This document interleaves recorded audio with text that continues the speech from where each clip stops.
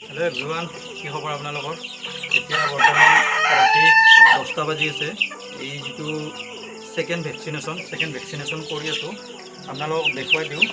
যে ইয়াৰ আগতে যেটো ফাৰ্স্ট ভ্যাকসিনেশন এটো মই ৰাইট চকুত দিছিলো আৰু এতিয়া বৰ্তমান মই এই যেটো লেফট চকু আছে লেফট চকুটো এনেকুৱাকৈ এক ড্ৰপ দিছো দিয়াৰ পিছত দেখা পাব ৰব এই ভ্যাকসিনেশন হৈ গ'ল আৰু এটা দেখুৱাই দিও আপোনালোকক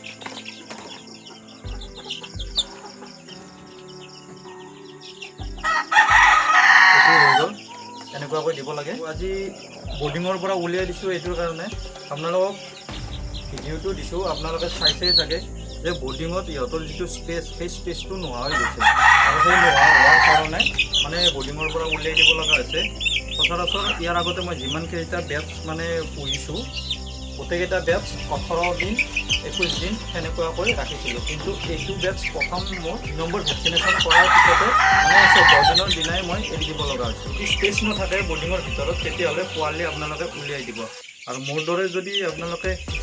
এনেকুৱা ফাৰ্মিং কৰিম বুলি ভাবিছে বা ফাৰ্ম কৰি আছে তেতিয়াহ'লে সৰু সৰু টিপছ মই আপোনালোকক এনেকুৱাকৈ আগবঢ়াই থাকোঁ আপুনি ইউটিউব চেনেলত চাই আছে অসমীয়া ফাৰ্মিং ইউটিউব চেনেল তেতিয়াহ'লে চেনেলটো ছাবস্ক্ৰাইব কৰিব আৰু যদি ফেচবুকত চাই আছে তেতিয়াহ'লে মোক ফলো কৰি ল'ব এনেকুৱা ধৰণৰ ভিডিও আপোনালোকে পাই থাকিব